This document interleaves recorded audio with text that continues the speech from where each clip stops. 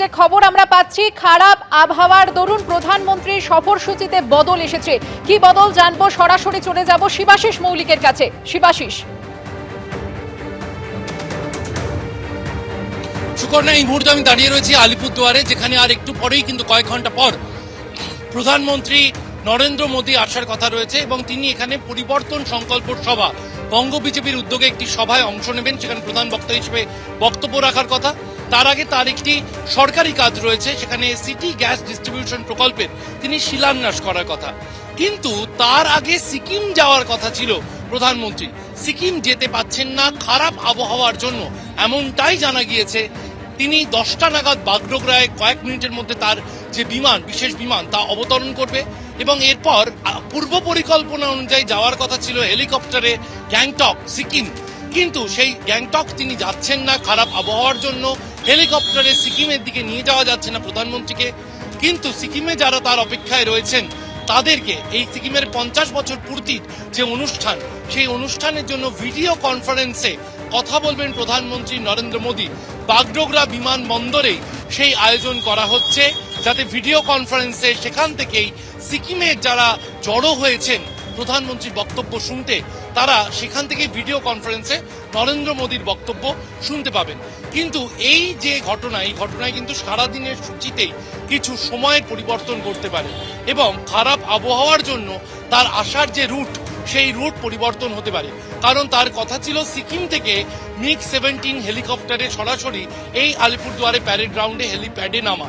কিন্তু তিনি যদি শিবাশিস, এখানে তোমাকে একটু বিরত করছি। যে ছবি আমরা এই মুহূর্তে দেখতে পাচ্ছি, প্রধানমন্ত্রী নরেন্দ্র মোদী তিনি সরাসরি ভার্চুয়ালি সিকিমের অনুষ্ঠানে যোগ দিয়েছেন। आपसे अनुरोध भी करना चाहता हूं कि इसी कार्यक्रम यानी हमारा जो स्वर्ण जयंती का कार्यक्रम, 50 वर्ष होने का ऐतिहासिक कार्यक्रम, ये 1 साल तक चलेंगे और 1 साल हम लोग इसके আরো একবার চলে যাব আমাদের প্রতিনিধি শিবাশিস মৌলিকের কাছে। শিবাশিস, তোমার কাছে আরো একবার জানতে চাইবো, রাজ্যে আজ প্রধানমন্ত্রী নরেন্দ্র মোদীর কি কি কর্মসূচি রয়েছে? একদমই যে কথা তোমায় বলছিলাম সুকর্ণা, অর্থাৎ সকাল 10টা থেকেই কিন্তু প্রধানমন্ত্রী পশ্চিমবঙ্গে থাকছেন। কারণ 10টায় তার বাগডোগরা নামার কথা ছিল, তিনি ইতিমধ্যেই নেমে পড়েছেন। সেখান থেকে তার সিকিম যাওয়ার কথা ছিল, সিকিম তিনি যাচ্ছেন না। বাগডোগরা থেকে তিনি অনলাইনে বা ভিডিও কনফারেন্সে সিকিমের মানুষের সাথে কথা বলছেন। অর্থাৎ বাগডোগরায়, অর্থাৎ পশ্চিমবঙ্গে থাকছেন প্রধানমন্ত্রী। এবং এরপর তার আসার যে রুট, সেই রুট নিয়ে একটা কিন্তু ধোঁয়াশা তৈরি হয়েছে। বাগডোগরা থেকে তিনি একেবারে MiG-17 এই হেলিপ্যাডে আসবেন আলিপুরদুয়ারে, নাকি তিনি হাসিমারা, অর্থাৎ যে পথে তার ফেরার কথা, হাসিমারা পর্যন্ত তিনি ওই বিশেষ বিমানে আসবেন এবং তারপর হাসিমারা থেকে তার কিন্তু বাই রোড আসারও একটা প্রস্তুতি রাখা হচ্ছে বিকল্প পথ হিসেবে। সেক্ষেত্রে হাসিমারা থেকে তিনি হাইওয়ে ধরে এসে 9 কিলোমিটার পথ আলিপুরদুয়ার শহরের মধ্যে দিয়ে এসে এই প্যারেড গ্রাউন্ডে হয়তো গাড়িতে আসতে হতে পারে প্রধানমন্ত্রী নরেন্দ্র মোদীকে। সেই বিশেষ সম্ভাবনাও কিন্তু একটা তোড়জোড় শুরু হয়েছে। খারাপ আবহাওয়ার জন্য যদি হেলিকপ্টারে প্রধানমন্ত্রীকে না তোলা হয় বা সেনাবাহিনীর পক্ষ থেকে যদি তাকে উঠতে অনুরোধ করা হয়, তাহলে সেক্ষেত্রে কিন্তু সেনাবাহিনীর যে বিমান ঘাঁটি রয়েছে হাসিমারা, সে হাসিমারা পর্যন্ত তিনি বিশেষ বিমানে আসবেন।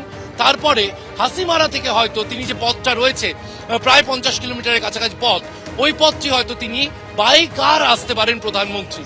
সেক্ষেত্রে 9 কিলোমিটার আলিপুরদুয়ার শহরের মধ্যে দিয়ে আসতে হবে, সেই প্রস্তুতিও পুলিশের পক্ষ থেকে কিন্তু রাখা হচ্ছে।